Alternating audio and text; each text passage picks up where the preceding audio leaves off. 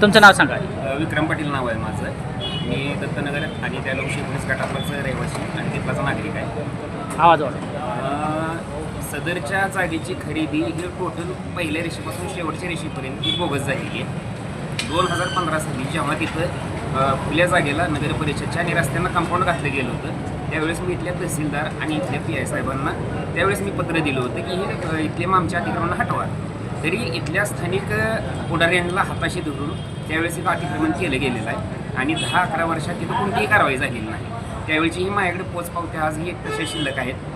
आम्हाला त्या जागेवरून जाण्या येण्यासाठी आता सध्या तिथं पत्रे मारून अतिक्रमण केलेलं आहे. त्या रस्त्याच्या पाठीमागं घरकुल निवासस्थान आहे, पारधी वस्ती शाळा आहे, जिल्हा परिषदेची शाळा आहे. तिथून बाहेर निघण्यासाठी एकसुद्धा रस्ता मोठा नाही.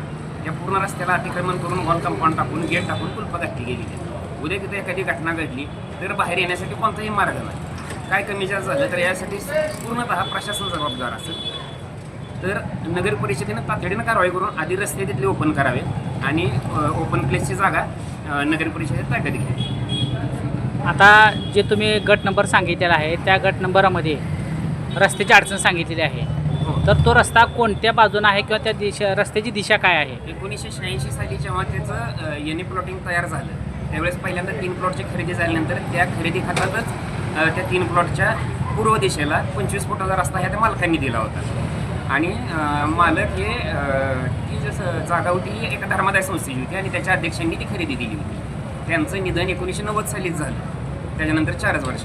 त्याच्यानंतर 15-20 वर्षांनी सगळे बोगस डॉक्युमेंट घेऊन अध्यक्षांना वारस दाखवण्यात आलं आणि त्या खरेदी घेण्यात आल्या आणि त्या रस्त्यांनाही कंपाऊंड टाकून घेतलेला आहे आणि इतर ठिकाणी गेट लावलेली गेलेली आहे. जे पूर्व दिशेने एक रस्ता आहे, पाठीमागं पूर्व पश्चिम जाणारा एक रस्ता आहे. तिथं कोरेच्या किराणा दुकानासमोर एक गेट टाकलेला आहे आणि पाठीमागे जो घरकुल वस्तीला जातोय रस्ता तिथं कंपाऊंड लावून घेतलेला आहे, पूर्ण पॅक केलेला आहे. आता ह्या नगर परिषदेच्या मालकीच्या आणि ओपन प्लेसच्या जागेत एक शेड टाकून तिथं गैरधंदे केले जाते. तिथं क्लब चालू होता अक्षरशः गावात. ती शेड अजूनही तिथं तसंच आहे. नगर परिषदेच्या जागेवर इथं नगर परिषद प्रशासन काय करतं?